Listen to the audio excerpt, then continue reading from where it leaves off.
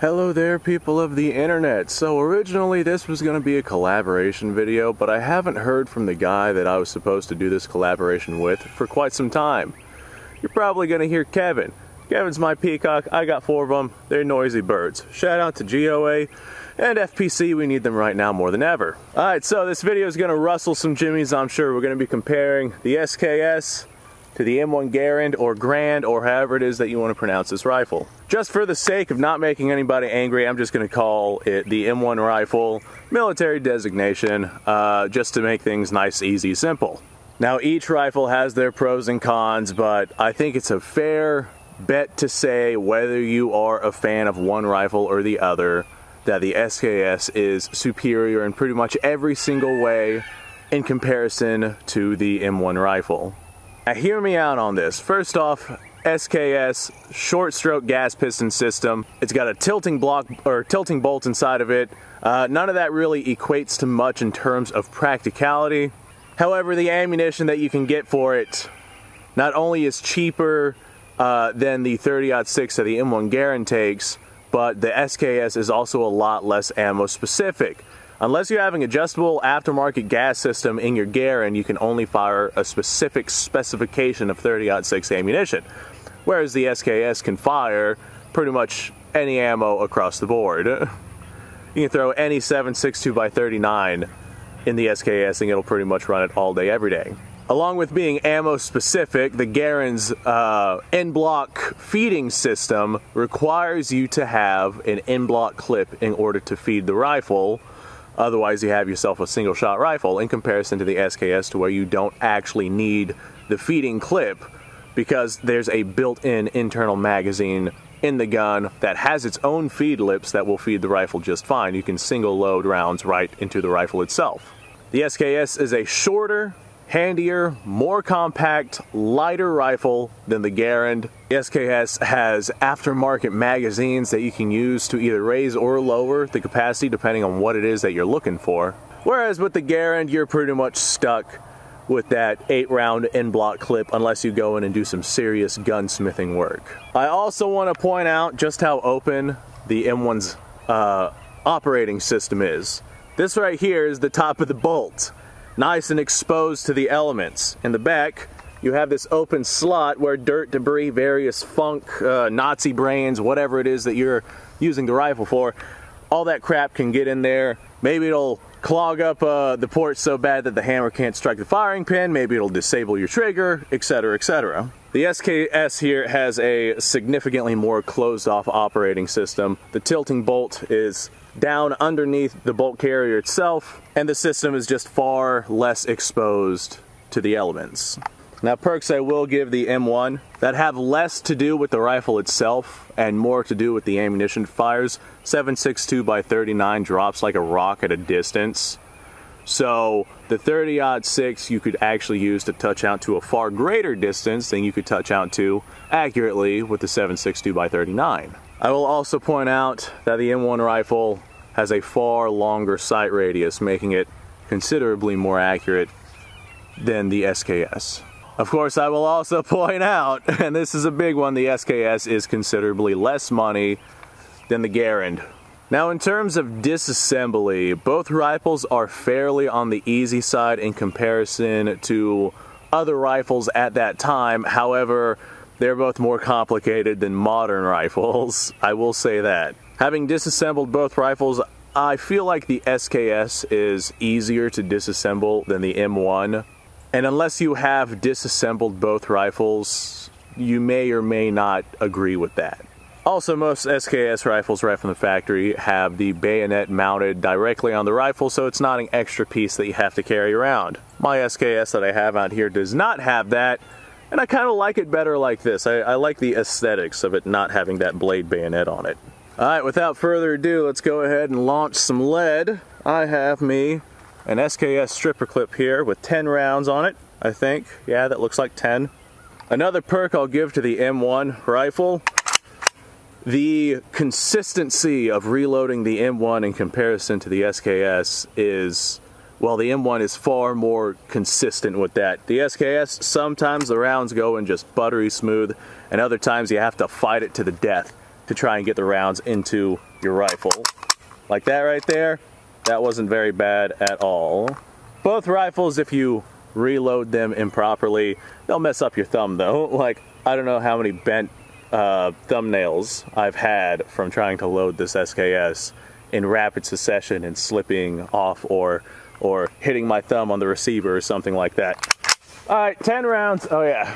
Standard factory capacity, 10 rounds, 8 rounds, less recoil, faster follow-up shots, more recoil, but you can hit things at a greater distance. Lob and lead.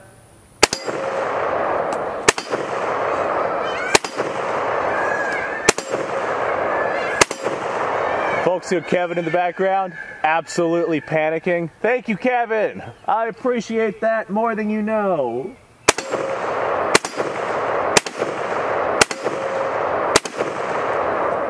My steel silhouette is slowly falling down. There we go, 10 rounds, she locks open. I thought I heard something rattling in there. I guess not. Now the M1 rifle, although it is more consistent to reload, is more difficult to reload because if you do it wrong, you'll crush your thumb. I will point out that I'm using steel case ammunition for an experiment I have going on. I'll leave the link to that experiment down in the description below. But 8 rounds of steel case 30-06. I do have the adjustable gas system in this thing. Cycled pretty well last time, so I went ahead and I opened it up a little bit more to see if I could lighten the load on the Garand just a hair.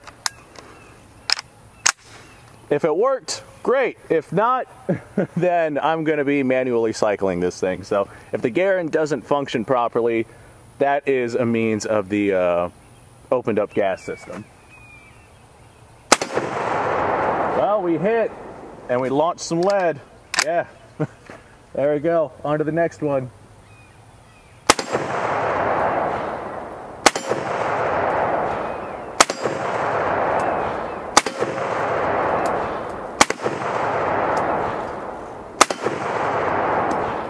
I think that this is my last round. I could be wrong. Yep. Last round. Wow, look at all the smoke out there. Man, I love the sound of that Garand ping.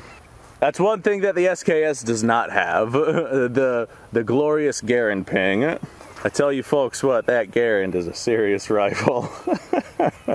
Oh, I love it.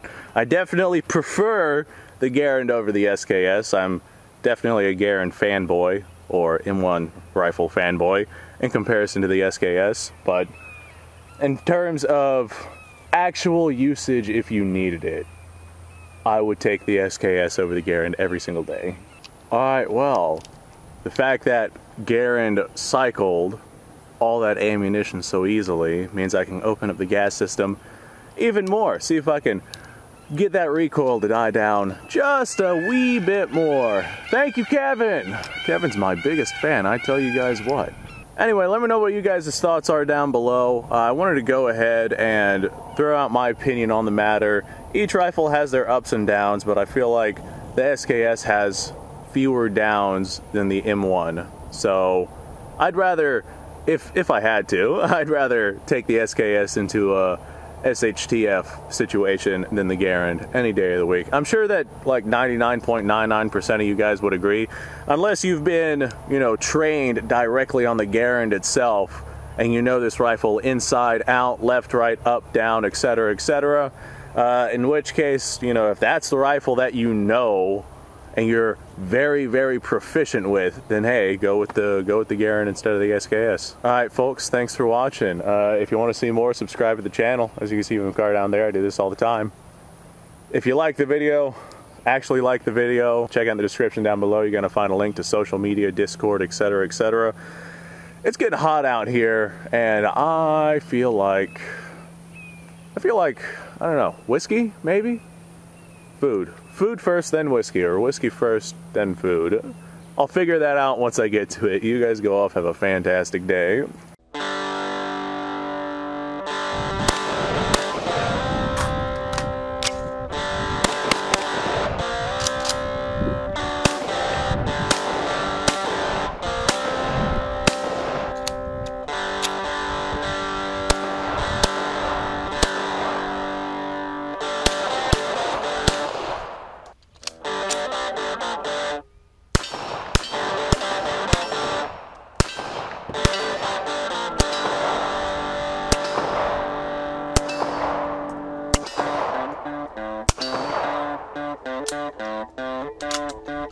Been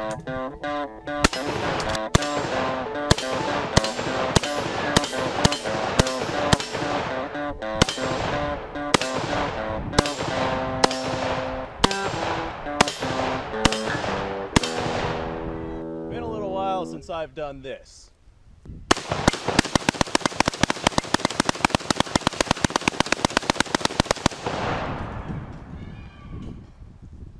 Bonnie and Clyde be damned. The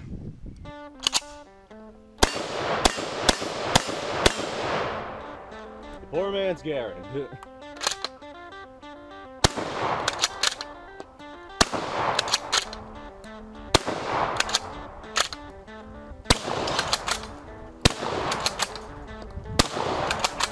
It's a shame that bolt-action shotguns aren't more mainstream.